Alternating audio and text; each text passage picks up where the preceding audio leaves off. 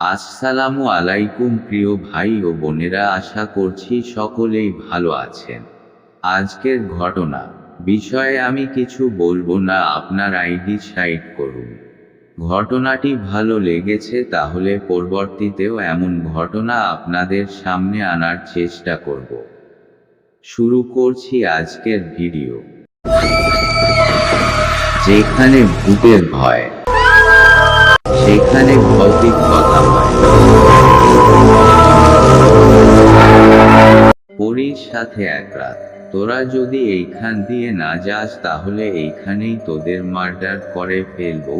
মাঝরাতে একটা অর্ধনর মেয়ের সামনে দাঁড়িয়ে থানোই তুলে 3-4টে ছেলের দিকে উদ্দেশ্য করে জয় চেঁচিয়ে বলে উঠল।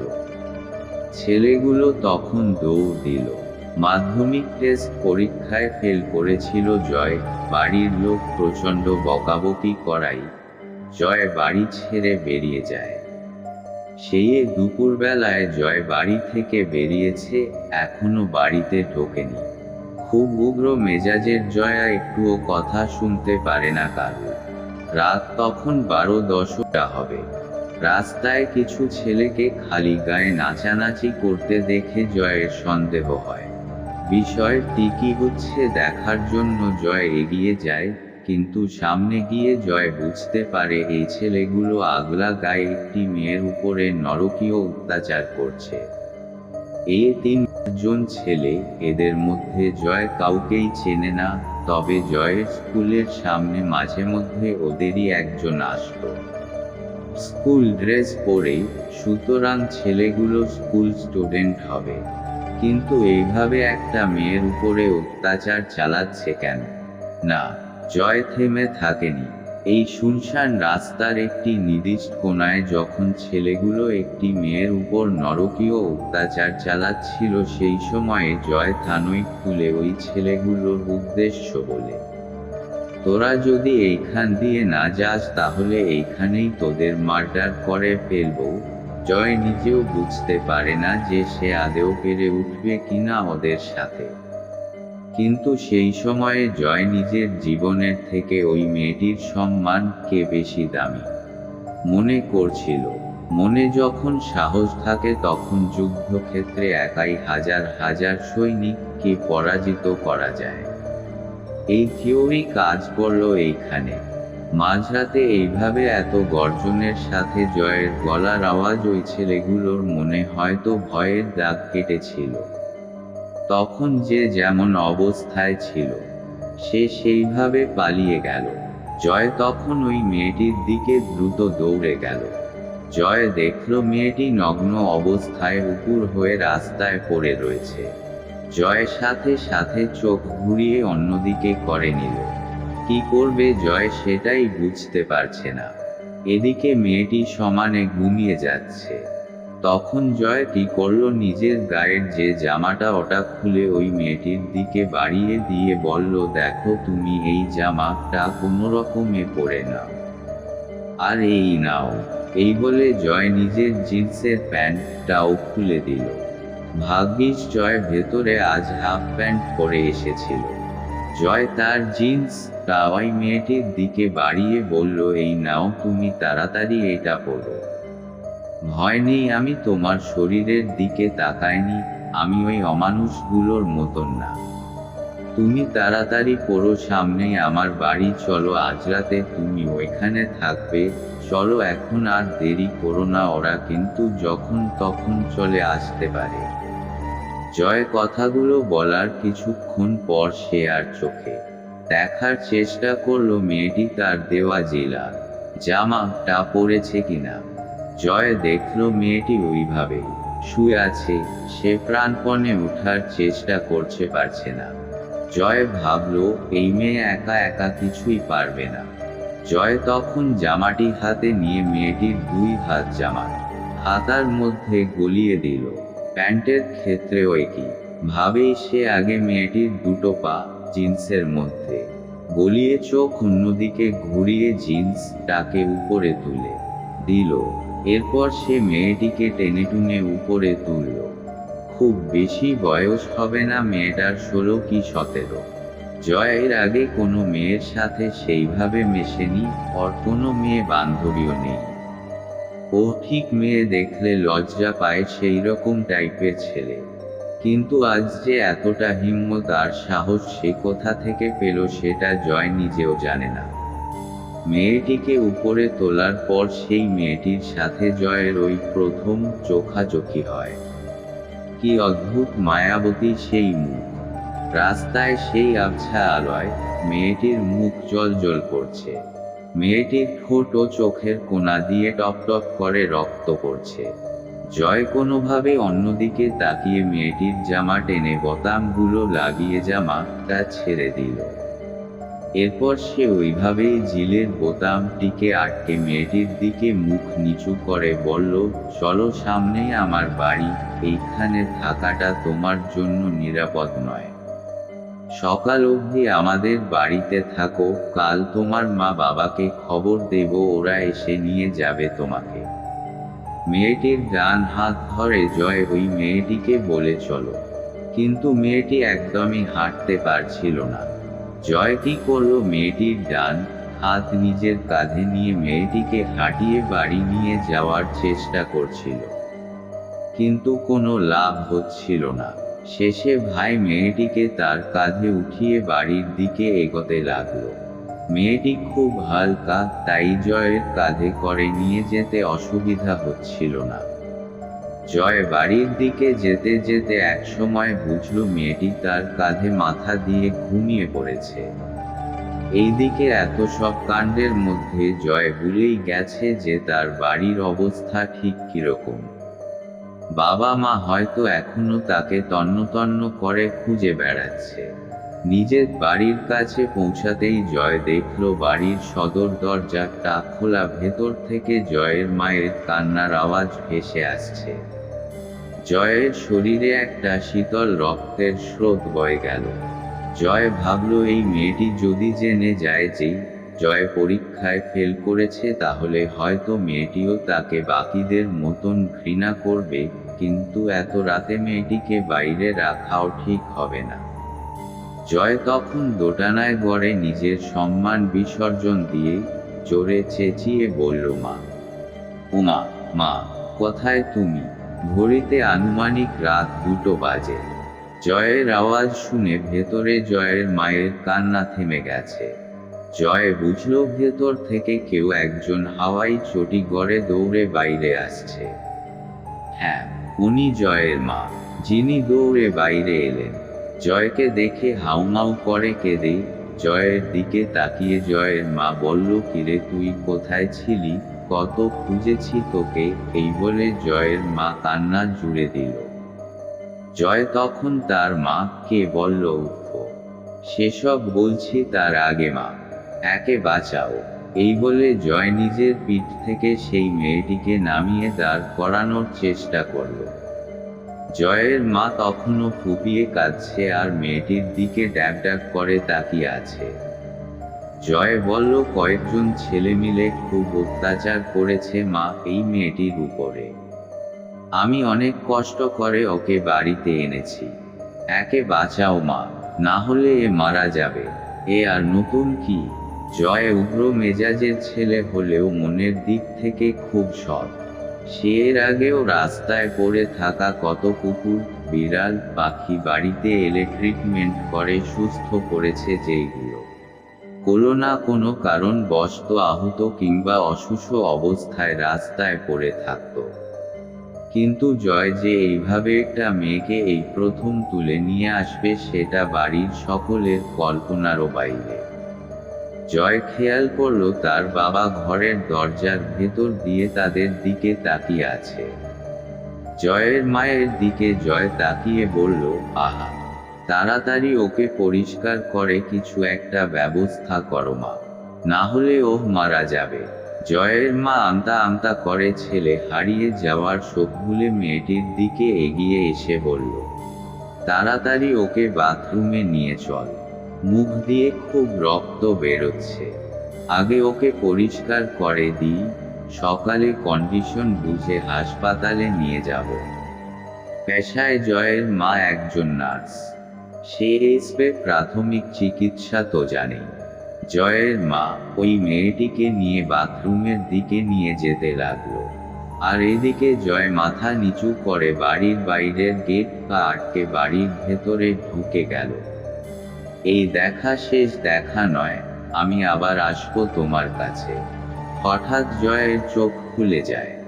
জয় চোখ খুলতেই দেখে ঘরের জানলা খোলা। ও তার মানে সে স্বপ্ন দেখছিল। সকালবেলার মিঠে সূর্যের আলো তখন জানলা দিয়ে ভেতরে এসে সারা ঘরে বিচরণ করছে। জয় তখন দৌড়ে মায়ের ঘরের দিকে যায়। এ কি মা, তো ঘরে নেই, মা কোথায় গেল? জয় বুঝে গেল মা নিশ্চয়ই সকালের খাবার বানাচ্ছে। হ্যাঁ, ঠিক তাই। জয় দেখতে পেল জয়ের মা রান্নাঘরে খাবার বানাচ্ছে। ওই মেয়েটাও রান্নাঘরে একটা টুলের উপরে বসে আছে। মেয়েটির হাতে দুধের গ্লাস। মেয়েটি দুধ খাচ্ছে আর জয়ের মা কিভাবে সবজি কাটছে সেগুলো দেখছে। জয়ের মা হেসে হেসে ওই মেয়েটির সাথে কথা বলছিল। আর মেয়েটিও জয়ের মায়ের দিকে তাকিয়ে ওর মা কি বলছে সেইগুলো অবাক ভাবে বোঝার চেষ্টা করছে। জয় রান্নাঘর থেকে বাথরুমের দিকে দৌড় দিল। বাথরুমে গিয়ে ব্রাশ করতে করতে রাতের ঘটনাগুলো মনে করছে।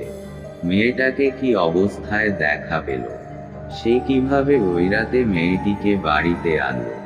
বাড়ি আনার পর সকলে মেয়েটিকে নিয়ে ফ্রিজারে ব্যক্ত হয়ে গেল। সারাদিন ক্লান্তি ও না যেয়ে রাজার সারণে জাত রাতের খারাপটা কোনোভাবে পড়ে বিছানায় উঠে পড়েছিল। ক্লান্তিতে তার চোখের পাতা দিশই বুঝ গেল। আর তারপরেই একমুমে সকাল। জয় মনে মনে ভাবছে এত সুন্দর একটা মেয়ে আর সাথে কথা বলবে তো। জয়ের সাথে তো কেউ ফ্রেন্ডশিপ করে না, মেয়েটা করবে।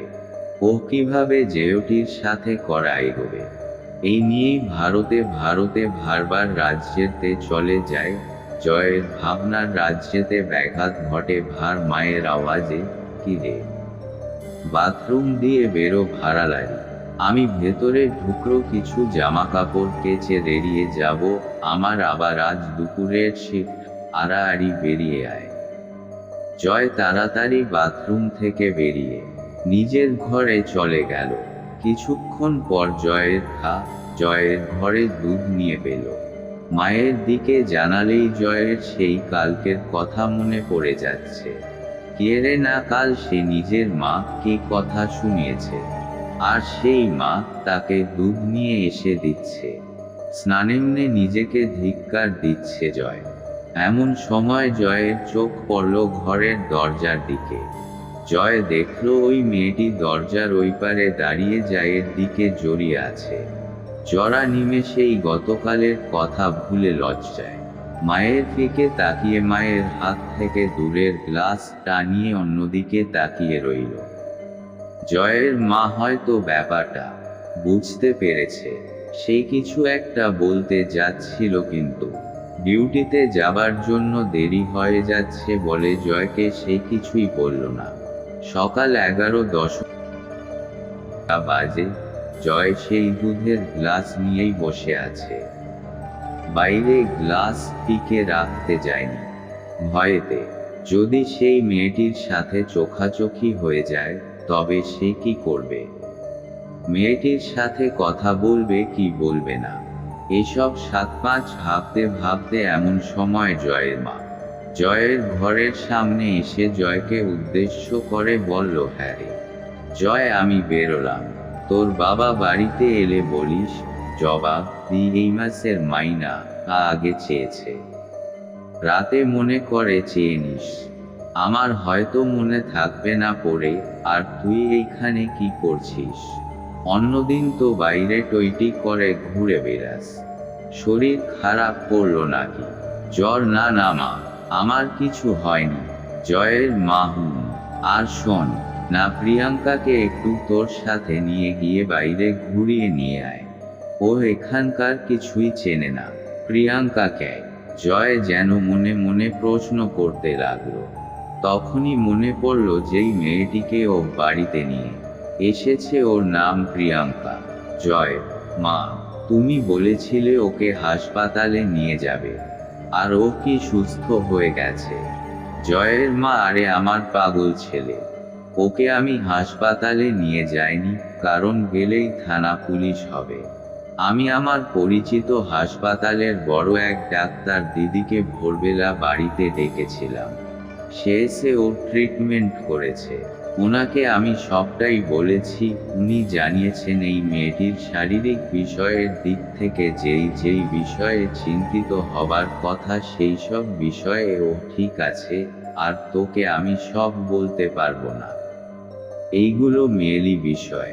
ডাহ দিদি বলেছে মেয়েটিকে রেস্ট নিতে, আর মুখে হাতে যেসব জায়গায় কেটে গেছে ওইখানে মলম লাগাতে বলেছে। হ্যাঁ রে, আমি যাচ্ছি। তুই পারলে ওকে আশেপাশে ঘুরিয়ে দেখাস। কেউ যদি জিজ্ঞাসা করে যে ওই মেয়েটাকে, বলবি তোর এক মাসির মেয়ে। জয়ের মা চলে গেল। জয় ঘর থেকে বেরিয়ে দেখলো জয়ের মা বাইরে বেরিয়ে গেছে, আর প্রিয়াঙ্কা বলে মেয়েটি মায়ের দিকে তাকিয়ে টাটা করে বাইরের দাঁড়িয়ে আছে।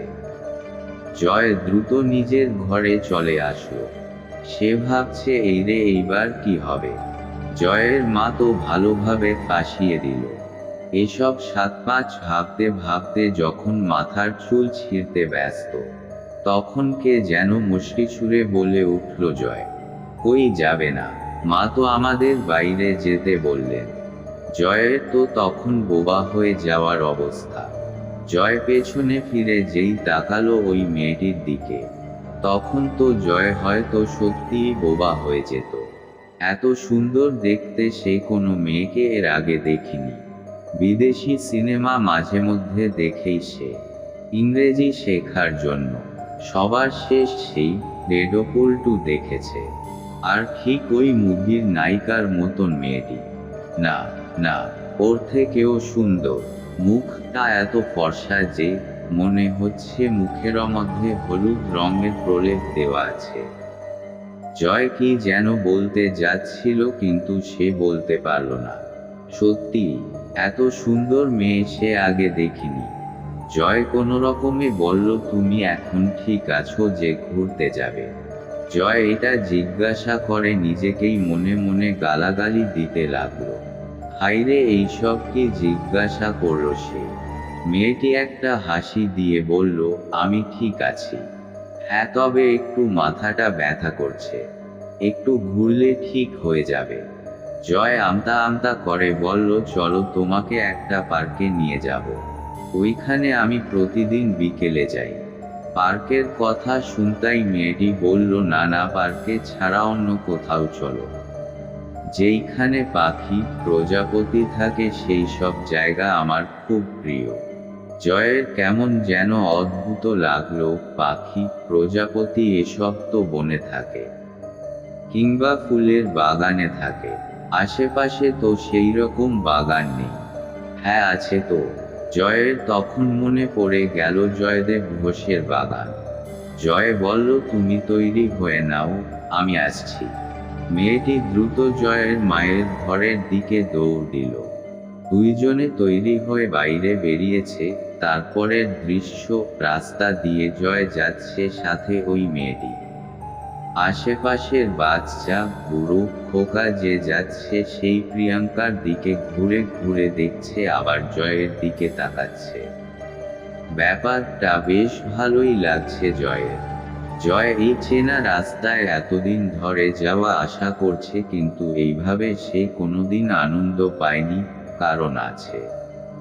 জয় কারুর সাথে মেশে না। না মিশতে মিশতে এমন একটা গুমোট ভাব এসে গেছে ওর মধ্যে।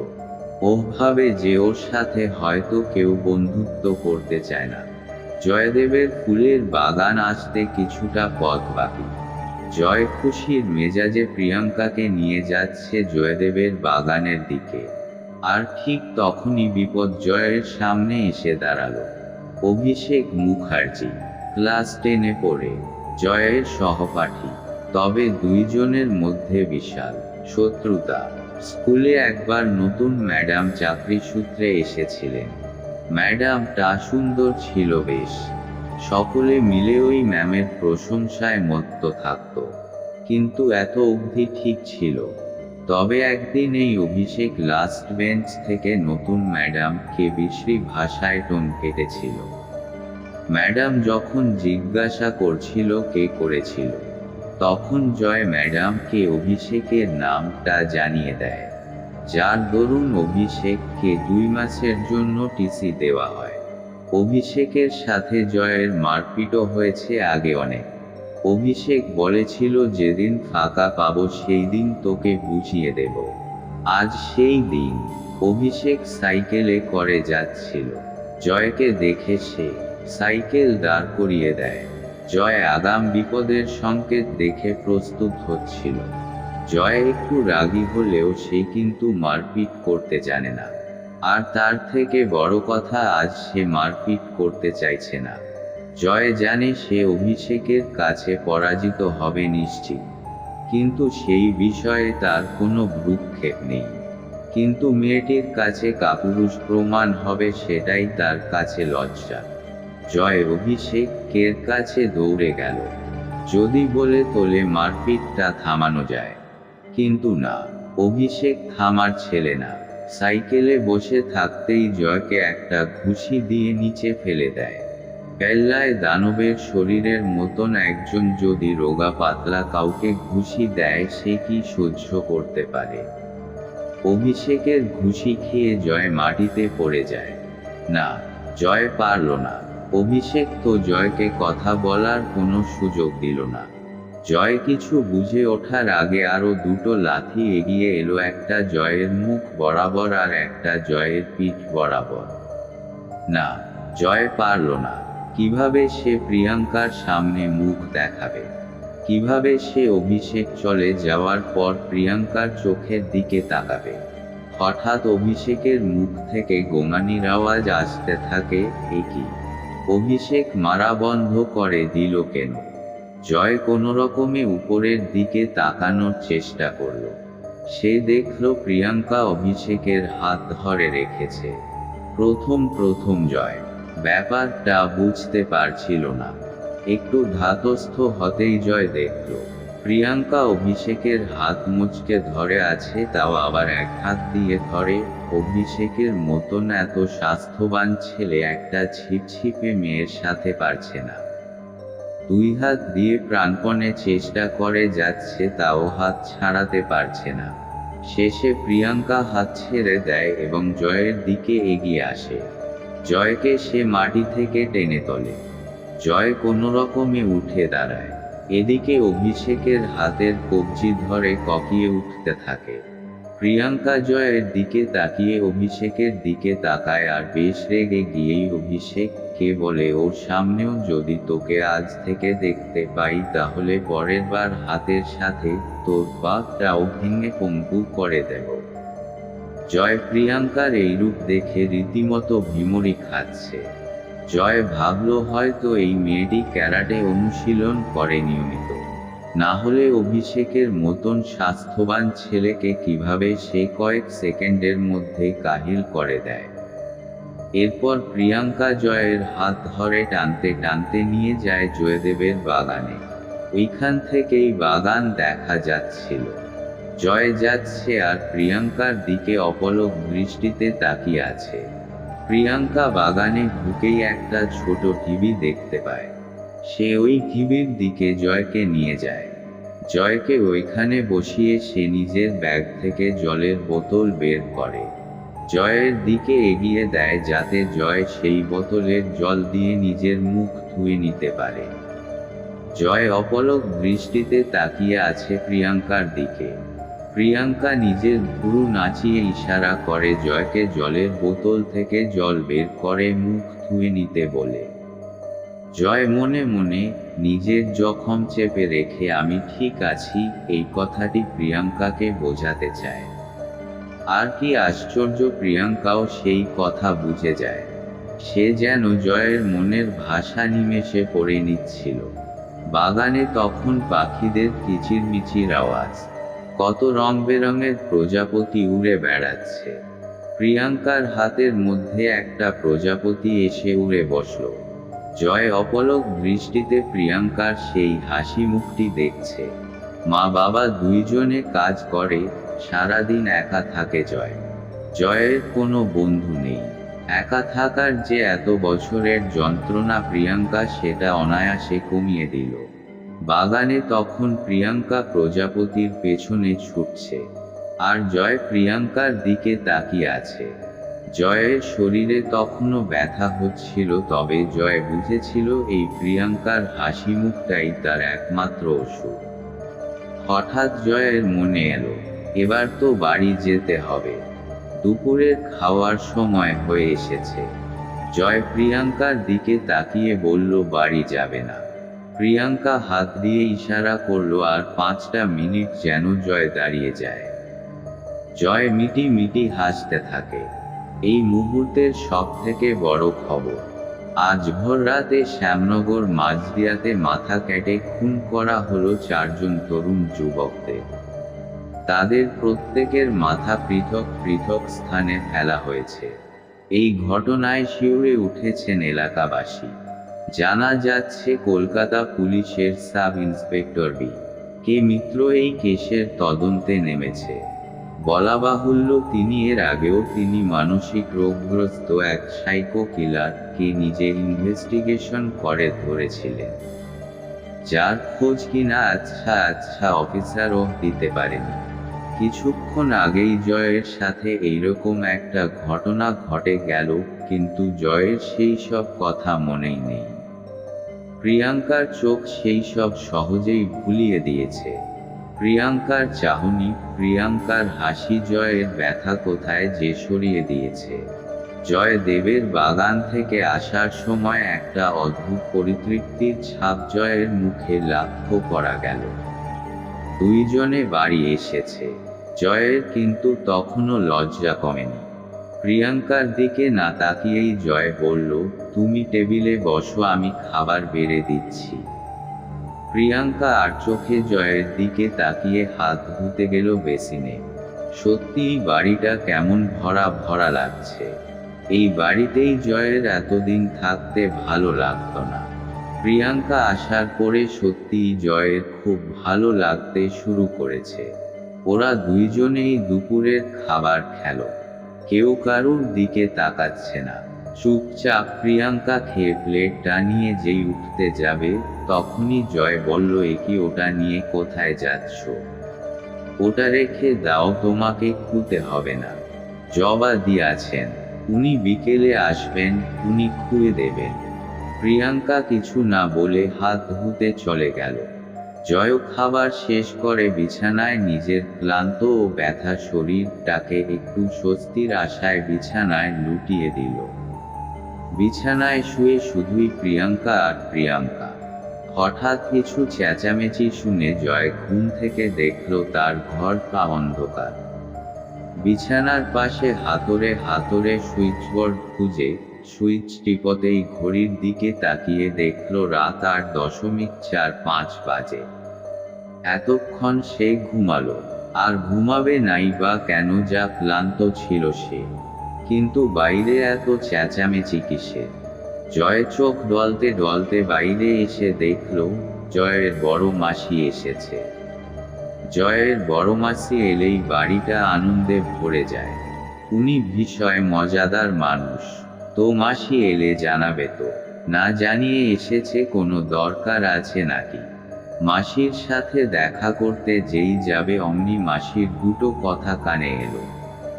আমি তো ভাবলাম জয়কে নিজের কাছে নিয়ে যাব, কিন্তু বুঝতেই পারছিস ওকে দিয়ে তো মেয়েরই কাজগুলো হবে না। তোকে তো বলে কোনো লাভ নেই, তুই সংসার ফেলে তো যেতে পারবি না। তার থেকে বরং আমি প্রিয়াঙ্কাকে নিয়ে যাই। ওই 2 দিন আমার কাছে থাকুক, বিয়ে মিটে গেলে আমি ওকে দিয়ে যাব। ঘরে জয়ের আগমন। জয়কে দেখে বড়মাসি একগাল হাসি দিয়ে বসতে বলল। জয়ের মা জয়কে দেখে বলল, বাবা আজ তুই কতক্ষণ ঘুমালি? এই দেখ তোর বড়মাসি এসেছে, তোকে নিয়ে যেতে এসেছিল। জয়, আমাকে কিন্তু কেন? আরে তোর বড়মাসির দেওরের বিয়ে, তো ওইখানে গিয়ে বড়মাসিকে সাহায্য করার মতন তো কাউকে দরকার। কিন্তু এমন অনেক কাজ আছে যেইগুলো তুই পারবি না, তাই প্রিয়াঙ্কাকে নিয়ে যাবে তোর মাসি। প্রিয়াঙ্কাও নাকি আগে কোনোদিন বিয়ে দেখিনি, তাই ও যেতে চাইছে। আমি বাধা দিলাম না। জয়ের মুখটা কেমন ছোট হয়ে গেল। হঠাৎ বাড়ির নিচ থেকে একটা গাড়ির জোরালো হর্ন সকলের কানে এলো। বড় মাসি উঠে দাঁড়িয়ে বলল, হ্যাঁ রে, বেরোই রে, ও এসে গেছে। কই রে প্রিয়াঙ্কা, তুই কোথায়? তাড়াতাড়ি আয়, আমাদের গাড়ি এসে গেছে। প্রিয়াঙ্কা আসছি বলে বাথরুম থেকে বেরিয়ে এলো। সত্যিই কি সুন্দর লাগছে ওকে। ওর ড্রেসটা দেখে মনে হচ্ছে এটা নতুন ড্রেস। হয়তো জয়ের মা কিনে এনে দিয়েছে। প্রিয়াঙ্কা জয়ের দিকে তাকিয়ে একটা মুচকি হাসি দিয়ে মাসির দিকে এগিয়ে গেল। বড় মাসি বাড়ির বাইরের দিকে এগিয়ে গেল। প্রিয়াঙ্কাও পেছনে পেছনে যেতে লাগলো। জয় বাড়ির সদর দরজার বাইরে এসে দেখল প্রিয়াঙ্কা ও বড় মাসি গাড়িতে উঠে গেল। গাড়িটা মেইন রাস্তার দিকে ছুটতে লাগলো। সবকিছু যেন নিমেষে হয়ে গেল। জয়ের মনটা ভীষণ খারাপ করেছে, কারণ সে কিছুতেই চাচ্ছিল না যে প্রিয়াঙ্কা চলে যাক। কিন্তু সবকিছু যে এত তাড়াতাড়ি হয়ে যাবে সেটা জয়ের কল্পনারও বাইরে ছিল। একটু পরেই জয়ের মা ভেতর থেকে হাঁক পারল, হ্যাঁ রে জয়, তুই একটু 2 প্যাকেট চাউমিন এনে দিতে পারবি? কাল সকালে চাউমিন করব ভাবছি। জয় কিছু না বলে নিজের হাতটা বাড়িয়ে দিল, মানে টাকা চাইছে চাউমিন আনার জন্য। জয়ের মা টাকা দেওয়ার পর জয় বাড়ির বাইরে বেরিয়ে গেল। আস্তে ধীরে এক গ্রাস মন খারাপ নিয়ে জয় চলল পাড়ার এক দোকানে। কিন্তু ঘড়িতে তখন প্রায় 9:30। পাড়ার দোকান বন্ধ হয়ে গেছে। এইবার চাউমিন আনার জন্য সেই খালপাড়ে যেতে হবে জয়কে। মন খারাপ নিয়ে জয় যাচ্ছিল, এমন সময় জয় দেখল একটা হলুদ রঙের প্রজাপতি জয়ের চারপাশে এসে ঘুরছে অনবরত। সম্ভবত সে কিছু বলতে চাইছিল। জয় প্রজাপতি ভেবে সেটিকে হাত দিয়ে সরিয়ে খালপাড়ের দিকের দোকানটির দিকে এগিয়ে গেল। দোকান থেকে চাউমিন কিনে যখন জয় বাড়ি ফিরছিল, এমন সময় রাস্তায় সেই 4 জন ছেলের সাথে দেখা হয়ে গেল। হ্যাঁ, এরা সেই 4 জন যারা কিনা প্রিয়াঙ্কার সাথে সেই ঘৃণিত কাজ করতে যাচ্ছিল। সেই দিন জয়ের মধ্যে একটা অদম্য সাহস কাজ করছিল মেয়েটিকে বাঁচানোর জন্য। তবে আজ কেন জানি না জয়ের মধ্যে কোনো এক অজানা ভয় কাজ করছে। জয়ের খেয়াল এলো যে অন্য পথ দিয়ে বাড়ি যাবে, কিন্তু আবার কি মনে হলো, জয় ভাবল পাশ কাটিয়ে কোনোরকম গেলেই হলো। তবে জয় জানে না জয়ের সাথে এখন কি হতে চলেছে। জয়ের সাথে যেই ওই ছেলেগুলোর চোখাচোখি হয়ে গেল, ওই ছেলেগুলো এক দৃষ্টিতে জয়ের দিকে তাকিয়ে আছে। জয় দ্রুত পা চালাতে লাগলো। তখনই ওই ছেলেগুলোর মধ্যে একজন জয়ের পথ আটকে ধরল। ছেলেগুলো মদ খেয়েছিল, ওদের মুখ দিয়ে ভীষণ দুর্গন্ধ বেরোচ্ছিল। রাস্তা ছাড় এই কথাটা বলার আগেই ওদের মধ্যে একজন জয়ের জামার কলার ধরে একটা হ্যাঁচকা টান দিয়ে নিজের মুখের সামনে নিয়ে এসে বলল, সেদিন কি যেন বলছিলি, মার্ডার করে ফেলবি, নে কর মার্ডার। জয় বলল, আমাকে যেতে দে। ওই ছেলেটা জয়ের 2 গালে 2 চোর মারল। দেব না, আমাদের মার্ডার কর, তারপর যা। এরপরেই জয়ের সাথে ওদের ধস্তাধস্তি শুরু হয়ে যায়। জয়ের কপালটাই খারাপ। এই কয়েকটা দিন জয়ের জীবনে যেন অভিশপ্ত দিন। ঠিক তখনই কে যেন ভারী কণ্ঠে বলে উঠল, ওকে ছেড়ে দে। জয় সহ বাকি 4 জন এদিক ওদিক তাকিয়ে যেই রাস্তার পাশে তাকালো, তখন সকলেই অবাক।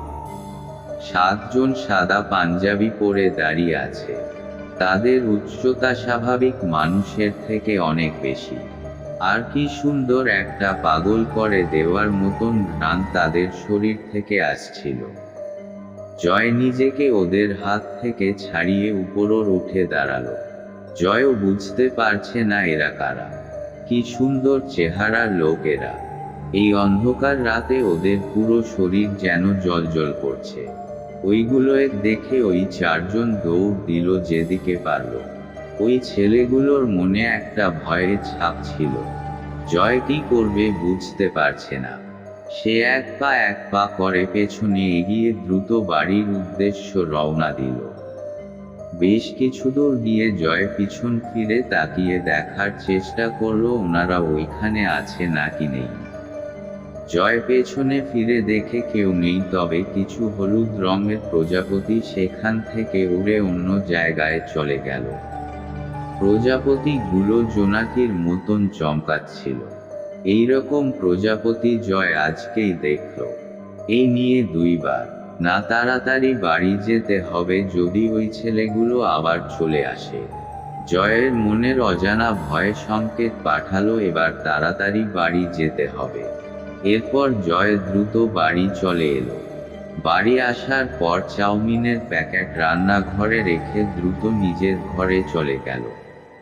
জয়ের খিদে পেয়েছে কিন্তু তার খেতে ইচ্ছে করছে না। জয় চোখ বন্ধ করে কোনো রকমে শুয়ে আছে বিছানার উপরে। একসময় জয়ের চোখ লেগে যায় এবং ঘুমিয়ে পড়ে। ঘড়িতে তখন কটা বাজে জানা নেই। হঠাৎ করে জয়ের মনে হলো কে যেন তার গাল স্পর্শ করেছে। ঘুমের মধ্যেই জয় স্পষ্ট বুঝতে পারল যে কেউ তার গাল স্পর্শ করেছে। জয় চোখ খুলে আশেপাশে তাকিয়ে দেখল আশেপাশে কেউ নেই। তবে সেই হলুদ রঙের প্রজাপতি তার শোবার ঘরের খাটের চারিদিক বরাবর উড়ে বেড়াচ্ছে এবং উড়তে উড়তেই জানলা দিয়ে প্রজাপতিটা বেরিয়ে গেল। জয় বেশ অবাক হলো সে কেন এই প্রজাপতিটাকে বারবার দেখতে পাচ্ছে।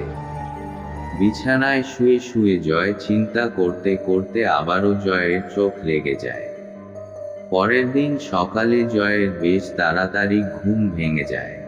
জয় ঘুম থেকে উঠেই বাথরুমে যায়। বাথরুম থেকে বেরিয়ে খাবার টেবিলে বসে যেই মাকে ডাকতে যাবে তখনই টিভিতে চলতে থাকা নিউজ জয়কে কিছুক্ষণের জন্য থামিয়ে দেয়। টিভিতে বলা নিউজটা ছিল ঠিক এই রকম। এই মুহূর্তের সবথেকে বড় খবর, আজ ভোর রাতে শ্যামনগর মাঝদিয়াতে মাথা কেটে খুন করা হলো 4 জন তরুণ যুবকদের। তাদের প্রত্যেকের মাথা পৃথক পৃথক স্থানে ফেলা হয়েছে। এই ঘটনায় শিউরে উঠেছেন এলাকাবাসী। জানা যাচ্ছে কলকাতা পুলিশের সাব ইন্সপেক্টর কে মিত্র এই কেসের তদন্তে নেমেছে। বলা বাহুল্য এর আগেও তিনি মানসিক রোগগ্রস্ত এক সাইকো কিলারকে নিজে ইনভেস্টিগেশন করে ধরেছিলেন, যার খোঁজ কিনা আচ্ছা অফিসারও দিতে পারেনি। আরে এটা তো আমাদের এলাকার খবর। নিউজ রিপোর্টারের বর্ণনা শুনে জয় দুইয়ে দুইয়ে 4 করার চেষ্টা করলো। আরে এটা তো সেই ছেলেগুলো যারা কিনা কালকে তার পেছনে লেগেছিল, কিন্তু ওদের এইভাবে মারল কে? আমরা এই দুনিয়ার লোক নই, আমরা সমুদ্রের নিচের দেশে থাকি। আমাদের মধ্যে এমনি দয়ামা কম। ভালোই বলে দেই, প্রিয়াঙ্কা কোথায়? ওকে তুই কিভাবে চিনিস? না হলে এই রাতেই ওই 4টে ছেলের মতন তোদের পুরো পরিবারকে শেষ করে দিয়ে যাব। প্রিয়াঙ্কা 2 দিন হলো বড় মাসির বাড়িতে গেছে। প্রিয়াঙ্কা নেই বলে এমনিতেই জয়ের মন খারাপ। তার উপর মাঝরাতে সাদা পাঞ্জাবি পরা সেই 7 জন লোক যারা কিনা ওই 4 জন ছেলের সাথে যেই দিন জয়ের ঝামেলা হয়েছিল সেই দিন এরাই উপস্থিত ছিল সেইখানে। এখন যখন এদের মুখে জয় স্পষ্ট শুনল যে ওই রাতের ছেলেগুলোকে এনারাই হত্যা করেছে, জয় বেশ ঘাবড়ে যায়। জয় মনে মনে ভাবল আমি যদি এদের কথা মতো না চলি তাহলে এরা আমার পরিবারকে ক্ষতি করতে পারে, তাই চুপচাপ এদের কথা শোনাটাই শ্রেয়। জয় ওই পাঞ্জাবি পরা লোকটিকে বলে, প্রিয়াঙ্কাকে আমি আমার মাধ্যমিক টেস্ট পরীক্ষার রেজাল্ট বেরোনোর দিন রাতের বেলায় পেয়েছি। কয়েকজন ছেলে ওর ক্ষতি করার চেষ্টা করছিল। আমি ওকে ওদের থেকে বাঁচিয়ে আমাদের বাড়িতে এনে রেখেছিলাম। প্রিয়াঙ্কা এখন আমার বড় মাসির বাড়িতে আছে। বড় মাসির দেওরের বিয়ে। বড় মাসির সাথে টুকটাক কাজে সহযোগিতা করার জন্য প্রিয়াঙ্কা ওইখানে গেছে। ওই 7 জন সাদা পাঞ্জাবি পরা লোকজনের মধ্যে একজন এগিয়ে এসে জয়ের সামনে দাঁড়িয়ে থাকা ওদের মধ্যে সবথেকে উচ্চতায় বড় লোকটির কানে কি যেন বলল। ওই বিশাল লম্বা লোকটি সেই কথাগুলো মন দিয়ে শোনার পর জয়ের দিকে তাকিয়ে বলল, আমাদের সাথে আমাদের দেশে চল। যতক্ষণ না প্রিয়াঙ্কাকে আমরা পাচ্ছি ততক্ষণ তুই আমাদের কাছেই থাকবি। যদি চালাকি করার চেষ্টা করিস তাহলে তোর পরিবারের কোনো চিহ্ন অবধি পাওয়া যাবে না। জয়ের এই কথা শোনার পর সারা শরীরে একটা ভয়ের স্রোত বয়ে গেল। ওই লোকগুলো এরপর কি যেন মন্ত্র পড়ে জয়ের দিকে ফু দিল। তারপর আর জয়ের কিছু মনে নেই। এইদিকে কলকাতা পুলিশের কে মিত্র 4 জন যুবকের রহস্যে ভাবে মৃত্যুর একটা নতুন কিনারা খুঁজে পেয়েছেন। জয়ের বাড়ি থেকে একটু দূরে খালপাড়ের আগে ফাঁকা রাস্তার এক কোণে ধস্তাধস্তির অনুমান ও কিছু কাঁচা চাউমিনের টুকরো পড়ে থাকতে দেখে সন্দেহ করেন। ক্রাইম সায়েন্সের টিম সেইখানে ওই রহস্যভাবে মৃত্যু হওয়া 4 জনের অস্তিত্ব পেয়েছে। মৃত্যুর আগে তারা এইখানেই ড্রিঙ্ক করছিল। মদের বোতল ওপরে ছিল, সেই বোতলে 4 জনের হাতের ছাপও পাওয়া যায়। কে মিত্রের অনুমান যখন সত্যিই হয় তখন তিনি চাউমিনের কিনারা খুঁজতে থাকেন। আশেপাশে যেহেতু খালপাড়ের দোকান ছাড়া আর কোনো দোকান নেই, ওই দোকানে গিয়ে জিজ্ঞাসাবাদ করতেই দোকানদার ভয়ে সার গড় করে বাংলা দিল। ওই দিন রাতে কে চাউমিন কিনাতে এসেছিল? ইন্সপেক্টর কে মিত্র খানাতেই ছিল। তাকে যখন ফোন করে জানানো হলো সেই দিন রাতে জয় নামের স্থানীয় একটা পাড়ার ছেলে চাউমিন কিনতে এসেছিল, তখন তিনি জয় এই 4 জনের সাথে জড়িত কিনা কিংবা ওদের মার্ডারের জন্য দায়ী কিনা জিজ্ঞাসাবাদ করার জন্য যেই বড়বে তখনই খানায় জয়ের বাবা মারা সাথে প্রিয়াঙ্কা এরা 3 জন এসে হাজির হয়। জয়ের মা কাঁদতে কাঁদতে খানার ইজাগেইরের দিকে তাকিয়ে বলে, মোজাবাবু, আমাদের ছেলেকে বাঁচান, ওকে গতকাল রাত থেকে পাওয়া যাচ্ছে না। ইন্সপেক্টর যখন একটা ভাইরি করতে বলে ওনাদের তখন তিনি জয়ের বর্ণনা শুনে আর সিনিয়র এক ইন্সপেক্টরের থেকে পরামর্শ করে বুঝাতে পারেন এই ছেলেটাই সেই ছেলে যকিনা ওই দিন রাতে চাউমিন কিনতে গেছিল। ইন্সপেক্টর কে মিত্র ওনাদের ছেলেকে খুঁজে বের করবে এই আশ্বাস দিয়ে তাদের বাড়ি যেতে বলেন। তিনি তাদের এও জানান ঘণ্টাখানেকের মধ্যে তিনি তাদের বাড়িতে যাবেন যদি তারা কোনো সূত্র খুঁজে পান জয়ের নিখোঁজ হওয়ার পেছনে। জয়ের নিখোঁজ হওয়ার দিন সকালবেলা জয়ের মা যখন তার ছেলেকে সকালবেলা ঘুম থেকে ডাকতে যান তিনি দেখেন ছেলের ঘরের দরজা বন্ধ। ছেলে তো কোনোদিন দরজা বন্ধ করে রাখে না। প্রথম দরজা অল্প ধাক্কা দিয়ে জয়কে ঘুম থেকে ওঠানোর চেষ্টা করছিল, কিন্তু জয়ের কোনো সাড়া না পেয়ে জয়ের মা চিন্তায় পড়ে যান। তিনি এবার জোরেই দরজা ধাক্কাধাক্কি করতে লাগলেন, কিন্তু জয়ের কোনো সাড়া না পেয়ে শেষে তিনি জয়ের বাবাকে ডাকেন। জয়ের বাবা যখন দরজা ধাক্কাধাক্কি করার পরও যখন দেখেন ছেলে দরজা খোলে না, শেষে তিনি পাড়ার ছেলেদের ডেকে এনে দরজা ভেঙে ফেলেন। দরজা ভেঙে ফেলে তিনি সহ জয়ের পুরো অবাক হয়ে যান, কারণ দরজা জানলা সব ভেতর থেকে বন্ধ। জয়ের ঘরে অন্য কোনো দরজাও নেই, তাহলে জয় কিভাবে ঘরের মধ্যে থেকে নিখোঁজ হয়ে গেল? জয়ের নিখোঁজ হওয়ার কথা জয়ের সকল আত্মীয় বাড়িতেও পৌঁছালো, যথারীতি জয়ের বড় মাসির কানেও পৌঁছালো। তিনি খবর শোনা মাত্র প্রিয়াঙ্কাকে নিয়ে জয়ের বাড়িতে চলে আসেন। আর তারপরেই বাড়িতে আসা লোকজন ও পাড়ার লোকেদের পরামর্শে জয়ের বাবা মাও প্রিয়াঙ্কা থানাতে যায় ছেলের নিখোঁজ হওয়ার ডায়েরি করতে। থানা থেকে বাড়ি ফেরার পর সবাই যখন জয়ের মায়ের কাছে জিজ্ঞাসা করতে ব্যস্ত যে থানার মেজবাবু কি বললেন, সেই ফাঁকে প্রিয়াঙ্কা জয়ের ঘরে যায়। এদিক ওদিক তাকিয়ে ঘরের আবহাওয়া দেখে প্রিয়াঙ্কা কি যেন বোঝার চেষ্টা করে, কিন্তু হঠাৎ ঘরের দেওয়ালের দিকে ভয় করতেই প্রিয়াঙ্কা কেমন আটকে ওঠে। আরে, দেওয়ালে 3 আঙুলের মোটা ছাপ, ওটা কিসের? প্রিয়াঙ্কা দেওয়ালের দিকে তাকিয়ে প্রিয়াঙ্কা মনে মনে বলতে থাকে, তবে কি ডুবসাগরের তলদেশের রাজা সুন্দরলাল জয়কে তুলে নিয়ে গেছে? তাহলে তো সর্বনাশ, জয়কে কেউ এই দুনিয়ায় ফিরিয়ে আনতে পারবে না আর কোনোদিন। কিন্তু সেই সুন্দরলাল কেন তুলে নিয়ে গেল জয়কে? তাহলে কি সুন্দরলাল প্রিয়াঙ্কাকে তুলে নিয়ে যেতে এসেছিল? প্রিয়াঙ্কাকে পায়নি বলে সুন্দরলালের লোকজন জয়কে নিয়ে চলে গেছে। প্রিয়াঙ্কা কেমন যেন শিউরে উঠে। এই সেই সুন্দরলাল যে কিনা এত বছর সামান্য একটা জায়গা পাওয়ার লোভে নানান চেষ্টা চালিয়ে যাচ্ছে। সমুদ্রের একধারে একটা মিষ্টি ফুলের বাগান আছে যেখানে স্থলপরীরা বসবাস করে। ওই জায়গা পুকুর উপরে চোখ আছে ডুবসাগরের তলদেশের রাজা সুন্দরলালের।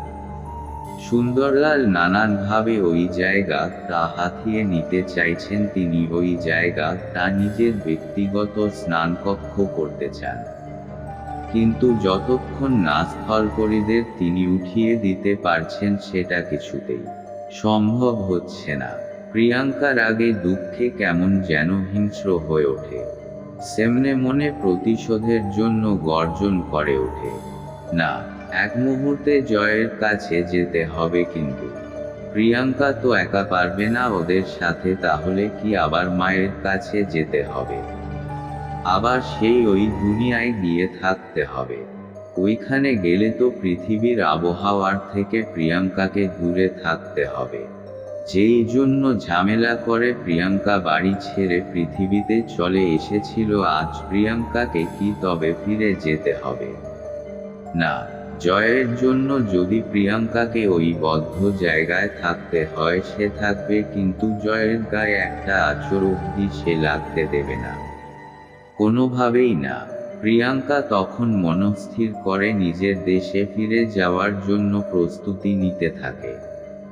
আশেপাশের পরিস্থিতি ভালোভাবে বুঝে প্রত্যেকটা মেয়ে নিজেদের পোশাক খুলে মাছের লেজের মতন এক ধরনের প্যান্ট জাতীয় কিছু পরল, এবং পোশাক পরেই সকলে নদীর মধ্যে ঝাঁপ দিয়ে গভীরে যেতে লাগল। নদিয়া জেলার চূর্ণী নদীর ধারে কোনো এক শ্মশানের পাশে ইচ্ছাক প্রজাপতি সন্ধ্যাবেলার দিকে এসে জমায়েত হলো। তখন সন্ধ্যাবেলা কৃষক ও দিনমজুরেরা কাজ করে যে যার বাড়ি ফিরছে, কেউ আবার কলকাতার দিকে রাতের শিফটের কাজের জন্য প্রস্তুত হচ্ছে। সকলেই যে যার মতন ব্যস্ত। যখন পুরোপুরি ভাবে নদীর পার এই প্রত্যন্ত গ্রাম অন্ধকারের চাদরে জড়িয়ে পড়ল, ঠিক সেই সময়ে এই জমায়েত হওয়া উড়ন্ত প্রজাপতিগুলো মানুষের রূপ নিয়ে নদীর পাড়ে এসে দাঁড়ালো। প্রত্যেকেই মেয়ে, সকলের গায়ে সাদা পোশাক। আশেপাশের পরিস্থিতি ভালোভাবে বুঝে প্রত্যেকটা মেয়ে নিজেদের পোশাক খুলে অন্য এক ধরনের মাছের লেজের মতন এক ধরনের প্যান্ট জাতীয় কিছু পরল, এবং পোশাক পরেই সকলে নদীর মধ্যে ঝাঁপ দিয়ে গভীরে যেতে লাগলো। প্রিয়াঙ্কাও 7-5 না ভেবে সেও জলে বাকিদের সাথে নদীতে ঝাঁপ দিয়ে গভীরে যেতে লাগলো। প্রিয়াঙ্কার মনে শুধু একটাই চিন্তা, জয়কে কিভাবে বাঁচাবে সে। হঠাৎ প্রিয়াঙ্কা ভাবনার অতলে হারিয়ে যায়। জয়ের বাড়ি থেকে প্রিয়াঙ্কা যখন নিজের দেশে ফিরে আসে, তখন তো রাজবাড়িতে হাহাকার পড়ে যায়। যেই প্রিয়াঙ্কাকে খোঁজার জন্য ওই ছোট পরীদের বাগানের মধ্যে বসবাসকারী সকল পরীরা ব্যস্ত হয়ে পড়েছিল। তারা সকলে হয়ে হয়ে যেই প্রিয়াঙ্কাকে এতদিন ধরে খুঁজছিল, সেই প্রিয়াঙ্কা আজ তাদের সামনে। প্রিয়াঙ্কা রাজবাড়িতে এসে ভালো মন্দ কিছু না বলে একটা কথাই বলে, মা, আমার জয়কে আমার কাছে ফিরিয়ে দাও। জয়কে? এই একই বিষয়টি নিয়ে যখন প্রিয়াঙ্কার বড় দিদি প্রশ্ন তোলে, সেই কথায় কোনো ভ্রুক্ষেপ করে না। প্রিয়াঙ্কার মা প্রিয়াঙ্কাকে জিজ্ঞাসা করে, তুই এতদিন পর এসে ভালো মন্দ কোনো কথা নেই, কিন্তু নেই জয়কে ফিরিয়ে দিতে বলছিস? প্রিয়াঙ্কা বালারালা রূপসাগরের তলদেশের রাজা সুন্দরলাল ওকে তুলে নিয়ে গেছে। কথাটি শোনার পর রাজবাড়িতে সেই মুহূর্তে যারা যারা উপস্থিত ছিল তারা নীরব হয়ে গেল, চারিদিক শুধু নীরবতা।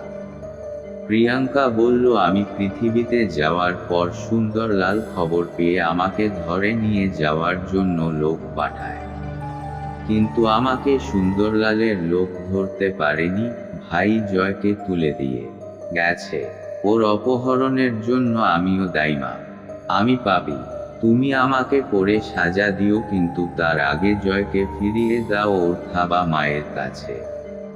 দাও তো, কেনাকে তার জন্য আমাদের অত ভাবতে হবে না, আর মানুষের জন্য অত ভেবে কি হব। প্রিয়াঙ্কা এবার দিদির দিকে আঁকিয়ে বলল, তোর বোনকে নষ্ট করতে চাইছিল কয়েকজন ছেলে। এই জয় যদি না থাকতো তাহলে তোর বোনা আর এই পরিবারের কাউকে মুখ দেখাতে পারত না। এইবার প্রিয়াঙ্কার দিদি বিষয়টাকে সিরিয়াস নেয়া। তখনই প্রিয়াঙ্কার মা প্রিয়াঙ্কার দিদির দিকে আঁকিয়ে বলল, ও এত বড় হয়েছে এখনো আবাবি আমার থেকে কিছু চায়নি, আর আজ যখন আমার মেয়ে মুখ ফুটে আমার থেকে কিছু চেয়েছে, আমি কি দেব না? আমি যে মা। প্রিয়াঙ্কার দিদি এবার আর কোনো কথা বলে না। এরপর প্রিয়াঙ্কার মা একজন রাজকর্মচারীকে ডেকে পাঠায়, নতুন পোশাক ও গুলো যেই সাকলা জাদুর লাঠিগুলো আছে সেইগুলো নিয়ে আসার জন্য আদেশ করে। এরপর প্রিয়াঙ্কার মা সহ বেশ কয়েকজন মহিলা সিপাহী প্রস্তুতি নেয় রূপসাগরের তলদেশে যাওয়ার জন্য। প্রিয়াঙ্কার দিদি ও প্রিয়াঙ্কাও প্রস্তুত হতে থাকে। উভয় পক্ষ জাখান নদীর এক গোপন পথ ধরে সমুদ্রের দিকে এগোতে লাগলো। তারপর কি হলো গল্পে ফেরা যাক। প্রিয়াঙ্কা 7-5 এসব ভাবতে ভাবতে হঠাৎ মায়ের চিৎকার শুনে ভাবনার রাজ্য থেকে যেন নিমেষে বেরিয়ে এলো। একই প্রিয়াঙ্কার মা যেই দিকে তাকিয়ে আছে সেই দিকে প্রিয়াঙ্কাও তাকিয়ে অবাক হয়ে গেছে। একই সর্বনাশ! পুরো ডুবসাগরের তলদেশে রাজার রাজপ্রাসাদ ভেঙে টুকরো টুকরো হয়ে গেছে। আশেপাশের বসতি বাড়ির চিহ্ন অবধি নেই। প্রিয়াঙ্কার মায়ের কাছে একটা অদ্ভুত পাওয়ার আছে। সে নিজে ভবিষ্যৎ অতীত দেখতে পায় প্রতিটা জিনিসের। সে যখনই ওই ভেঙে যাওয়া ডুবসাগরের নিচে রাজপ্রাসাদের দেওয়ালে হাত রাখল, সেও তখন ওই পাঁচিলের ভেঙে যাওয়ার আগের মুহূর্তে ঠিক কি হয়েছে সে তখন স্পষ্ট দেখতে পেল। ওই প্রাচীলের অতীত দেখে তো হাড় হিম হয়ে গেল প্রিয়াঙ্কার মায়ের। কারণ যারা এই ডুবসাগরের নিচের দেশটির এইরকম খারাপ অবস্থা করেছে তারা কেউ নয়। ডুবসাগরের এই নিচের যে রাজ্যটি, এই রাজ্যের রাজা সুন্দরলালের বিশ্বস্ত মন্ত্রী এই কাজটি করেছে। এমনকি তিনি রাজাকেও বন্দী করেছে। প্রিয়াঙ্কার মা যখন ডুবসাগরের অতীত দেখতে ব্যস্ত, ঠিক তখনই কোথা থেকে একটা ছোট মাছ মুখে করে একটা চিঠি নিয়ে প্রিয়াঙ্কার মায়ের কাছে এসে লেজ দিয়ে প্রিয়াঙ্কার মায়ের হাতে স্পর্শ করে মুখটা প্রিয়াঙ্কার মায়ের দিকে বাড়িয়ে দিল। বলা বাহুল্য এত নিচে কিন্তু কোনো মাছের আসার কথা নয়, কারণ এইখানে অক্সিজেনের মাত্রা খুব কম। প্রিয়াঙ্কার মা যখন মাছের মুখ থেকে চিঠিটা নিয়ে খুলে পড়তে লাগলো তখন তো সে আরো অবাক হলো।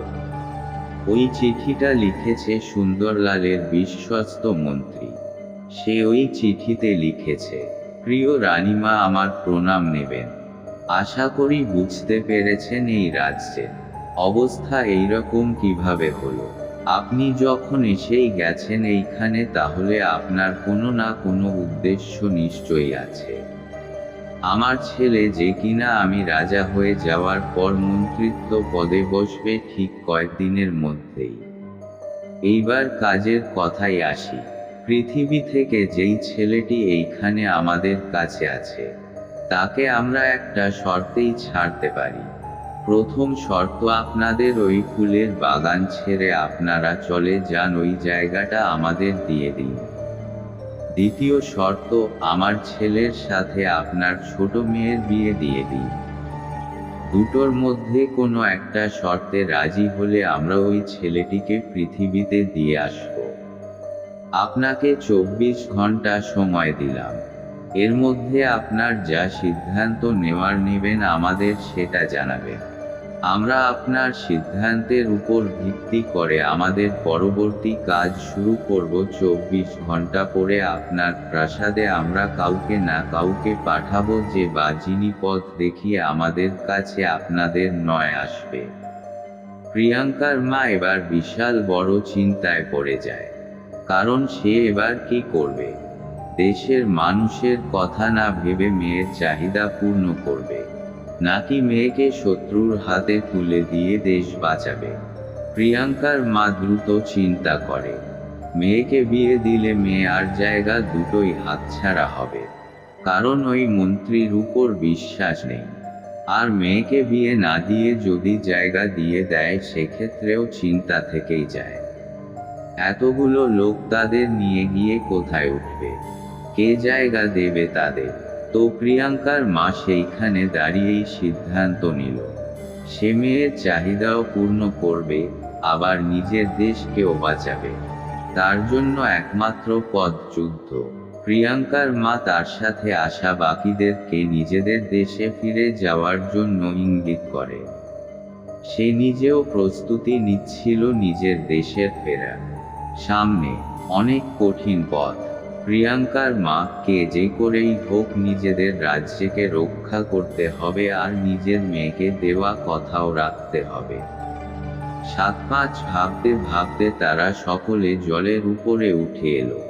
প্রিয়াঙ্কার মা সকলকে ফিরে যাওয়ার জন্য নির্দেশ দেন, শুধু নিজের মেয়েকে তার সাথে থাকতে বলেন।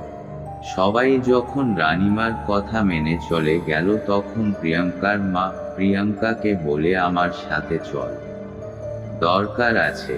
প্রিয়াঙ্কাও কোনো প্রশ্ন না করে মায়ের পেছনে পেছনে উঠতে থাকে।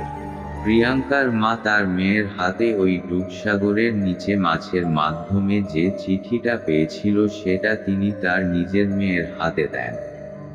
চিঠিটা প্রিয়াঙ্কা ভালোভাবে পড়ার পর তার মায়ের দিকে তাকায়।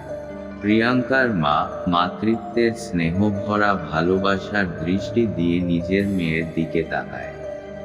তিনি তার মেয়েকে বলেন, আমি আমার মেয়ে ও রাজ্যে দুটোকেই বাঁচাবো, তার ব্যবস্থাই করতে যাচ্ছি। মায়ের কথা শুনে প্রিয়াঙ্কার মুখে হাসি ফুটল। নদিয়া জেলার কালীনারায়ণপুর নামক একটি জায়গায় একটি নির্জন বাসবনের ভেতর একটি ভাঙাচোরা বাড়ির সামনে এসে প্রিয়াঙ্কা ও প্রিয়াঙ্কার মা দুইজনেই নিচে নেমে এলো। প্রিয়াঙ্কার মা প্রিয়াঙ্কাকে বলল, তুই এইখানে থাক, যখন আমি ডাকবো তখন ভেতরে আসবি। প্রিয়াঙ্কার মা এদিক ওদিক তাকিয়ে চোখের পলকের মধ্যে ঘরের দেওয়াল ভেদ করে ভেতরে চলে গেল। অনেকক্ষণ ভেতরে কোনো সাড়া শব্দ নেই। তারপর হঠাৎ প্রিয়াঙ্কার মা কাঁদতে কাঁদতে ঘরের দেওয়াল ভেদ করেই বাইরে চলে এলো। সে যখন প্রিয়াঙ্কার দিকে পা এগিয়ে আসছিল, তখনই ঘরের ভেতর থেকে একটা ছেলে দ্রুত দৌড়ে বাইরে এসে প্রিয়াঙ্কার মায়ের হাত ধরে টেনে তার দিকে প্রিয়াঙ্কার মাকে টেনে ঘুরিয়ে নিল। প্রিয়াঙ্কা ছেলেটার দিকে তাকিয়ে আটকে উঠল। এত সুন্দর ছেলে এইরকম একটা জায়গায় থাকে, আর মা মানুষের কাছে এসেছে কেন? মা বলল, ব্যবস্থা করতে যাচ্ছি। ওই ছেলেটা প্রিয়াঙ্কার মাকে নিজের দিকে ঘুরিয়ে নিয়ে দুইজনে ঠোঁটে ঠোঁট লাগিয়ে চুম্বনে মতো হয়ে গেল। প্রিয়াঙ্কার মাও যেন একটা ঘোরে ছিল। ঘোর কেটে যাওয়ার পর প্রিয়াঙ্কার মা ওই ছেলেটিকে দূরে সরিয়ে দিল। প্রিয়াঙ্কার মা কাঁদতে কাঁদতে বলল, তুমি আমাকে ছোবে না। এই বলে যেই পিছন ঘুরে প্রিয়াঙ্কার দিকে পা বাড়াবে তখনই প্রিয়াঙ্কার মাকে ওই ছেলেটা বলল, তুমি জানো আমি এখনো বিয়ে করিনি।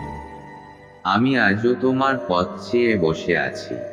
তুমি কি জানো কত মেয়ে আমার জীবনে এসেছে, আমি কিন্তু তাদের পাত্তা দিইনি, কারণ তারা যে আমার চেহারাকে ভালোবাসে, আমাকে না। আমি তোমাকে ভালোবেসে সারা জীবন কাটিয়ে দিলাম, আর তুমি কি পেরেছো? সেই তো বাড়ির পছন্দ করা রাজবাড়ির রাজপুত্রের সাথে বিয়ে করেছো। তুমি কি পারতে আমার মতন সারা জীবন অবিবাহিত হয়ে কাটিয়ে দিতে? স্বার্থপর একটা। এইবার প্রিয়াঙ্কার মা মুখ খুলল। সে বলল, সমর এই কথা আমাকে বলতে পারলে? ওই দেখো। প্রিয়াঙ্কার মা প্রিয়াঙ্কার দিকে না তাকিয়েই হাত তো প্রিয়াঙ্কার দিকে দিয়ে বলল, ওই দেখো, আমাদের ভালোবাসার চিহ্ন। এরপরেও কি তুমি আমাকে স্বার্থপর বলতে পারলে? সমর প্রিয়াঙ্কার দিকে তাকিয়ে মুখে একরাশ হাসি নিয়ে বলল, ওহ আমার মেয়ে, ওহ আমার মেয়ে। কিরে তুই দূরে কেন? বাবার কাছে আসবি না? আমি গরিব বলে তোরা এইভাবে দূরে থাকবি? প্রিয়াঙ্কার কাছে পুরো ব্যাপারটা জলের মতন পরিষ্কার হয়ে গেল এবার। কেন প্রিয়াঙ্কার মা মাঝে মধ্যেই কাউকে কিছু না বলে কোথায় চলে যেত? কেন তার মা একই ঘরে আলাদাভাবে ঘুমায়? কেনই তার মায়ের কাছে প্রিয়াঙ্কার আবদারের মূল্য বেশি? প্রিয়াঙ্কা তখন অবাক হয়ে এক পা করে বাবার দিকে এগিয়ে যাচ্ছে। প্রিয়াঙ্কা যখন সমরের কাছে গেল, সমর খুশিতে স্নেহভরা দৃষ্টিতে নিজের মেয়ের দিকে তাকিয়ে মাথায় 2 হাত বুলিয়ে দিল। প্রিয়াঙ্কার দিকে তাকিয়ে প্রিয়াঙ্কার বাবা সমর বলল, আমার মেয়েকে আমি এত বছর পর দেখলাম। আমি বাবা হয়ে বাবার কোনো দায়িত্ব পালন করিনি। এই বলে কাঁদতে কাঁদতে সমর মাটিতে বসে পড়ল। প্রিয়াঙ্কার যখন সমরকে স্পর্শ করে কাঁদতে বারণ করতে যাবে তখন প্রিয়াঙ্কার মা প্রিয়াঙ্কার হাত ধরে বাধা দিয়ে ইশারায় না করল। এরপর সমর উপরে উঠে দাঁড়িয়ে প্রিয়াঙ্কার মায়ের দিকে তাকিয়ে বলল, আমি এতকাল শুধু তোমাকে পাওয়ার জন্য মরিয়াছিলাম। আমি ভাবতেই পারছি না আমার একটা মেয়ে আছে। না, আমাকে লড়তে হবে। আমি আর একা নই, আমার মেয়েও আছে, আমার বউ আছে। আজ থেকে আমি আর একা নই। কথায় সেই দুধসাগরের দেশ, কথায় সেই মন্ত্রী।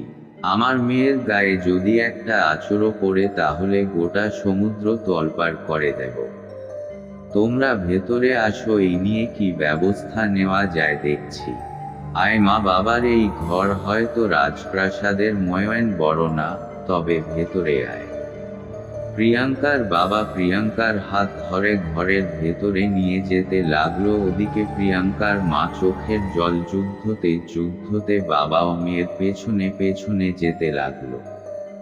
ঘরের ভেতরে আসার পরের দৃশ্য, প্রিয়াঙ্কার বাবা বেশ কিছু খুকি ও বই বিছানা থেকে সরিয়ে নিজের মেয়ে ওই বউকে বসতে বলল। এরপর সমর প্রিয়াঙ্কাকে বলল, দেখো, যাকে তুমি পরাজিত করতে চাইছো সে কিন্তু খুবই শক্তিমান। তার বিরোধী কাজ করতে যাওয়া মানে যুদ্ধ করতে যাওয়া। আমি আমার পরিচিত কয়েকজন তান্ত্রিকদের নিয়ে যেতে পারবো, তবে এই গোটা যুদ্ধে একটা জিনিস হতে পারে, প্রিয়াঙ্কা ও তোমার দুইজনের শক্তি চলে যেতে পারে। তোমরা কিন্তু নিজেদের শক্তি হারিয়ে ফেলতে পারো। আর একবার নিজেদের শক্তি হারালে তোমরা কিন্তু আর কোনোদিনও তোমরা তোমাদের নিজেদের দেশে ফিরে যেতে পারবে না। আর তোমাদের ওই দেশ থেকেও হয়তো কেউ তোমাদের সাথে যোগাযোগ করতে পারবে না। একটা রাত ভাবো তোমরা। এই বিছানা পরিষ্কার করে দিলাম, আমি বাইরে আছি। তোমরা জামা কাপড় পাল্টে বিশ্রাম করো। জানি ভোরবেলা চলে যাবে, তাই ভোর অবধি তো হাতে সময় আছে, এর মধ্যে ভালো কি করবে?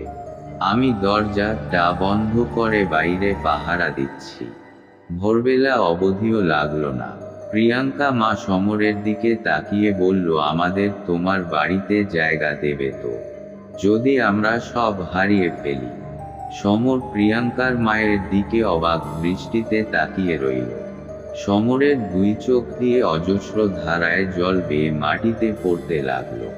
সমর প্রিয়াঙ্কার মায়ের দিকে তাকিয়ে বলল, আমি আমার ওই পরিচিত তান্ত্রিকদের সাথে যোগাযোগ করার চেষ্টা করছি। সব ঠিক থাকলে আমরা কালকে নিশুতি রাতে ডুবসাগরের অভিযানে যাব। এই বলে সমর ঘরের বাইরে বেরিয়ে আসে।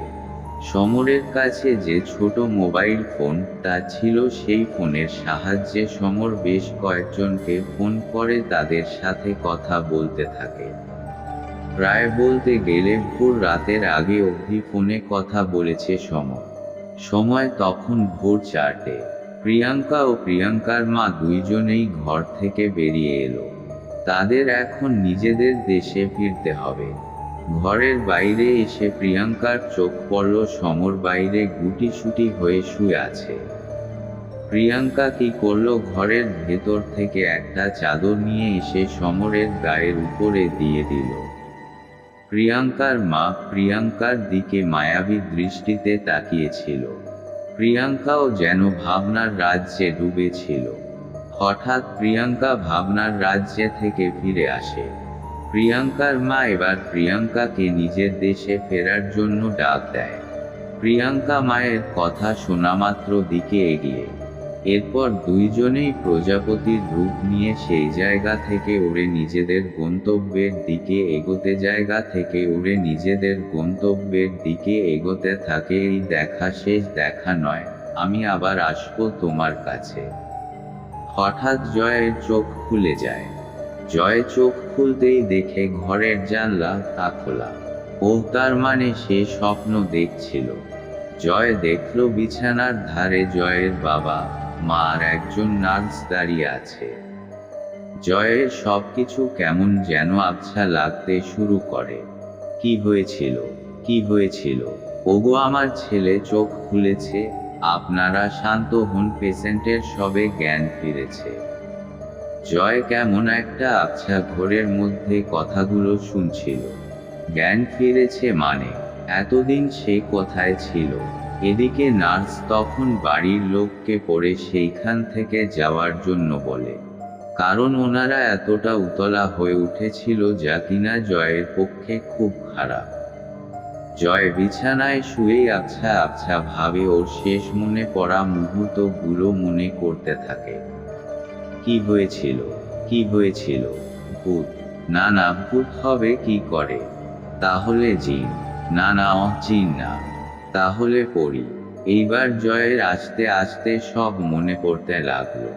ডুবসাগর, কি বিশাল সেই সমুদ্র! ওই সমুদ্রের একদম গভীরে একটা কুঠিরে জয়কে আটকে রাখা হয়েছিল।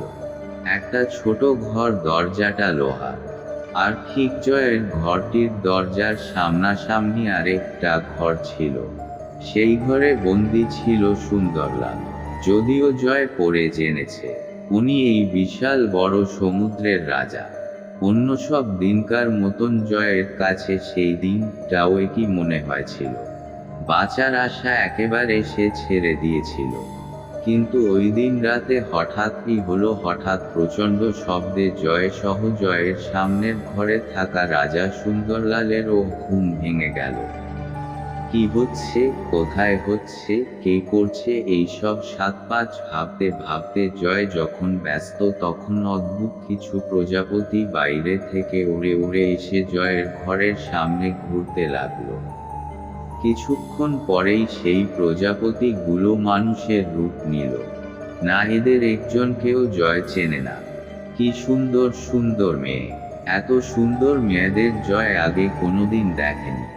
মেয়েগুলোর মধ্যে একজন তার হাতে থাকা জাদুদণ্ডটি তালার মধ্যে স্পর্শ করল, আর সাথে সাথে তালাটা খুলে গেল। ওই মেয়েটি আবার জয়ের ঘরের সামনে যেই লোকটি আটকে বন্দি ছিল তার ঘরের তালাটিও জাদুলাঠির একটা স্পর্শের মাধ্যমে খুলে ফেলল। শেষে যখন ওই লোকটি নিজের ঘর থেকে বেরিয়ে এলো তখন প্রতিটা মেয়ে যারা যারা ওইখানে প্রজাপতির রূপ নিয়ে এসেছিল তারা স্কলে মাটিতে হাঁটু গেড়ে বসে প্রণাম নিবেন জাহাপনা বলে মাথা ঝুঁকে বসে রইল। জয় বুঝল এই লোকটিই হয়তো কোনো রাজা মহারাজা হবে, কিন্তু আরো ভয়ানক একটা শব্দে জয় শন ওইখানে থাকা সকলে আটকে উঠল। বাইরে এসব কি হচ্ছে? কৌতুকের সাথে জিজ্ঞাসা করল রাজা সুন্দরলাল। ওই মেয়েগুলোর মধ্যে থেকে একজন বলল, পৃথিবী থেকে আসা কিছু তান্ত্রিক, আমাদের সকল পরী বোনেরা, বেশ কিছু ভয়ানক জিন মিলে আপনার এই রাজ্যে আক্রমণ করা হয়েছে। মন্ত্রী যতক্ষণ না পরাজয় স্বীকার করছে ততক্ষণ এই লড়াই চলতে থাকবে।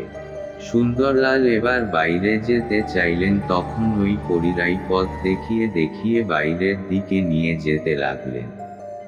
পেছনে পেছনে জয় আসছিল। যখন রাজার পেছনে পেছনে জয় সম্পূর্ণভাবে কারাগারের বাইরে চলে আসে তখন জয় দেখল একটা মানুষকে বেশ কিছু কালো ছায়া, কিছু এই পরীরের মতন মেয়ে আর কিছু তান্ত্রিক গোছের লোক ঘিরে ধরেছে। রাজা সুন্দরলাল ধীরে ধীরে এগিয়ে যাচ্ছে ওই ভিড়ের দিকে, পেছনে পেছনে জয় এগিয়ে যাচ্ছে। তখনই ওই ভিড়ের মধ্যে একজনকে দেখে জয় কিছুক্ষণের জন্য নীরব হয়ে যায়। ওই সাদা জামা পরা মেয়েগুলো রয়েছে, ওদের মধ্যেই একজন প্রিয়াঙ্কা। তার মানে প্রিয়াঙ্কা স্বাভাবিক মানুষ নয়, ও কি তবে পরীদের দলের কেউ? হঠাৎ প্রিয়াঙ্কার সাথে জয়ের চোখাচোখি হয়ে যায়। প্রিয়াঙ্কা কতদিন পর জয়কে দেখল। প্রিয়াঙ্কার চোখ থেকে জল বেয়ে মাটিতে পড়ল। প্রিয়াঙ্কা নিজের চোখটা মুছে জয়ের দিকে তাকিয়ে একটা মিষ্টি হাসি দিয়ে বলল, জানি তোমার মনে অনেক প্রশ্ন আছে, সেইগুলোর সব উত্তর আমি তোমাকে দেব, তবে তার আগে এই শয়তানটাকে ওর কাজের সাজা পাইয়ে দিই। তখনই জয়ের সামনে থাকা সুন্দরলাল বলল, ও আমাদের সাথে বিশ্বাসঘাতকতা করেছে। শুধু তাই নয়, আমাদের মিত্র দেশের সাথে যে সুসম্পর্ক বজায় ছিল সেটাও নষ্ট করেছে। আমি ওকে নিজের হাতে সাজা দেব। কথা শেষ হতে না হতে রাজা তার মন্ত্রীর কোমর থেকে তলোয়ারটা বের করে সাথে সাথে মন্ত্রীর ধর থেকে মাথাটাকে আলাদা করে দিলেন। রাজা সুন্দরলাল বললেন, ওর এটাই সাজা হওয়া উচিত। এরপর রাজা সুন্দরলাল সকলের কাছে করজোড়ে ক্ষমা চেলেন এবং কৃতজ্ঞতা বোধ স্বীকার করলেন। সেই সময়ে পরীদের দলের ভেতর থেকে একজন এগিয়ে এলেন রাজা সুন্দরলালের দিকে। সম্ভবত ভুল না হলে এটা প্রিয়াঙ্কার মা, কারণ দুইজনের মুখ পুরো একই দেখতে, মাথায় মুকুট পরা। উনি রাজা সুন্দরলালের দিকে এগিয়ে এসে বললেন, এইভাবে ক্ষমা চাইবেন না, আপনি আমাদের প্রতিবেশী রাজ্যের রাজা, বিপদে তো সবাই সবার পাশে দাঁড়ায়। ওই মন্ত্রী আমাদেরকে এইভাবে সরাসরি নিয়ে আসেনি এই ঠিকানায়, যদি নিয়ে আসতো তাহলে হয়তো আমরা আপনাকে বাঁচাতে পারতাম না। সে তার নিজের বিশাল দলবল নিয়ে থাকত, ওদের সাথে লড়াই করে জেতা অসম্ভব। আপনার রাজপ্রাসাদে একবার নেমন্তন্ন খেতে এসে আপনার প্রাসাদের বাগানে একটা ছোট মাছকে আমি খেলতে দেখেছিলাম। আমার খুব পছন্দ হয়েছিল মাছটিকে। বাগানের মালির কাছে যখন আমি জিজ্ঞাসা করি যে এই মাছটিকে আমি নিয়ে যেতে পারবো কিনা, তখন সে জানায় এটি আপনার খুব প্রিয়। যখন আমরা আমার মেয়ের বন্ধু জয়কে খুঁজতে খুঁজতে আপনার প্রাসাদে গিয়েছিলাম তখন দেখি সব শেষ হয়ে গেছে। তখন এই মাছটিকে আমি দেখতে পাই। এই বলে রানীমা নিজের হাতের মুঠো থেকে মাছটাকে ছেড়ে দিল, আর মাছটাও সাথে সাথে দ্রুত রাজার কাছে ছুটে গেল। রাজার কাছে গিয়ে সে কি আদর!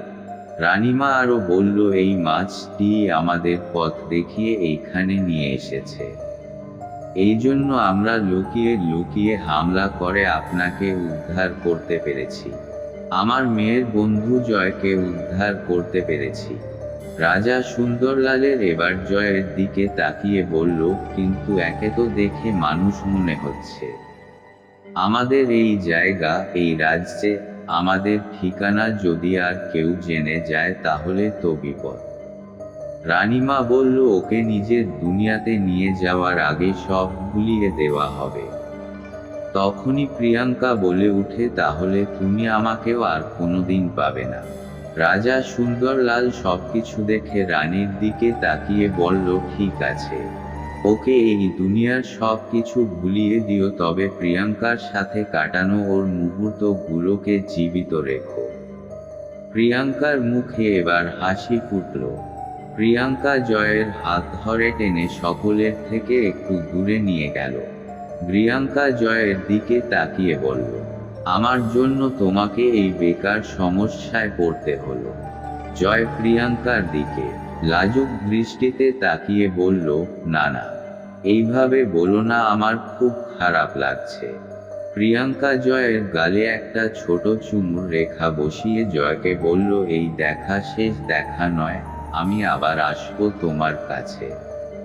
জয় জিজ্ঞাসা করল, মানে? প্রিয়াঙ্কা বলল, তুমি 72 ঘন্টার মধ্যে সব ভুলে যাবে। এইখানে কি হয়েছিল না হয়েছিল সব, শুধু আমার স্মৃতিটুকু তোমার মনে থাকবে। পৃথিবীতে একা চলার মতন আমার সময় হয়তো এখনো হয়নি। যতদিন না বড় হচ্ছি ততদিন আমাদের জীবনটা অনেক বিধিনিষেধের মধ্যে কাটাতে হয়। তবে তুমি চিন্তা করো না, গভীর রাতে আমি তোমার সাথে দেখা করতে যাব। তুমি হয়তো সেই সময়ে ঘুমাবে, তবে তুমি আমার উপস্থিতি ঠিক বুঝতে পারবে। কিরে জয়, উঠো উঠো বাবা। জয়ের এইবার পুরোপুরি চোখ খুলে যায়। জয়াকে দেখে সে নিজের বিছানায় আছে, তবে জয়ের এইবার আর কিছু মনে পড়ছে না। কিছুক্ষণ আগে জয়ের একবার জ্ঞান ফিরে এসেছিল, তখন আবছা আরহা কিছু মনে এলো, এইবার আর কিছুই মনে আসছে না।